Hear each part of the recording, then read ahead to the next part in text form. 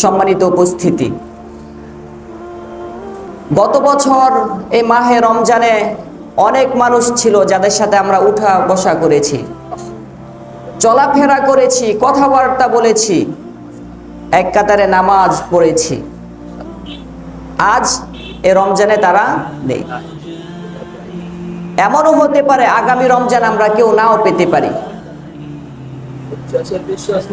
এজন্য এই রমজান মাস খুবই গুরুত্বপূর্ণ মাস। রমজান মাস আল্লাহ তাআলার নিকট অনেক মর্যাদাপূর্ণ মাস, অনেক মর্যাদাশীল একটি মাস। এজন্য এই মাসকে হেলায় খেলায় নষ্ট না করা। বিগত অন্যান্য মাসে আমরা যে সকল গুনাহের কাজ করতাম, অনেক নামাজ অনেকে আমরা ছেড়ে দিয়েছি, পড়তাম না, অনেক খারাপ কাজ করতাম, হারাম কাজ করতাম।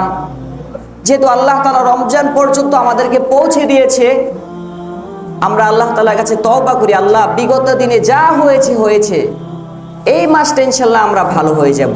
এই নিয়ত করতে পারি না? আমরা নিয়ত করি, কারণ আমাদের জীবনের কোনো গ্যারান্টি নেই। আমাদের জীবনের কোনো গ্যারান্টি আছে? কোনো গ্যারান্টি নেই।